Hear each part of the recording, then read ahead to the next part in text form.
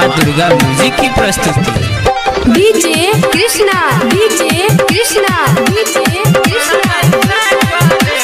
मतलेसर बजाए www.siddharthjilla.com। तोहर जवानी जेना लागो रस भरी, आँख से लागो जेना चल बैठा गोली। अगे सुन छे तोहर जवानी जेना लागो रस भरी, आँख से लागो जेना चल बैठा गोली। नाकक न दुनिया लागो जेना पूर्णिमा के चांद गोर की पता रहती।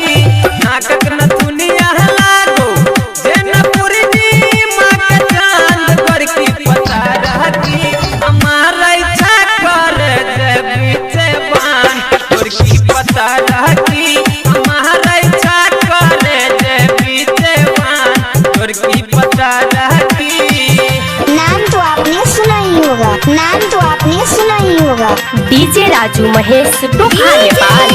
डीजे राजू महेश टोखा नेपाल। संजय सम्राट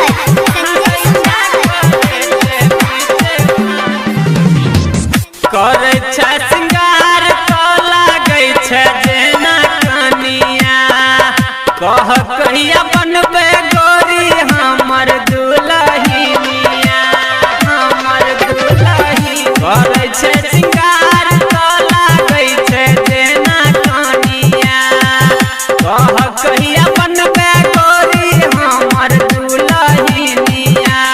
फागुन बैसाख मेथनी मन लगन गोर की पता रहती।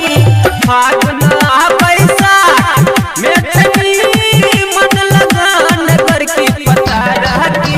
हमारा इच्छा कर दे बीचे बान गोर की पता रहती। हमारा इच्छा कर दे बीचे बान गोर की पता रहती।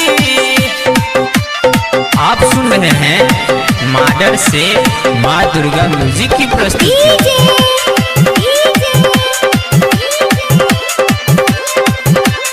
संजय सम्राट www.siddharthjilla.com। कतक बड़ाई करी तो हर रूप के, निकले छकीरन तोरा भीतरी से छुप के।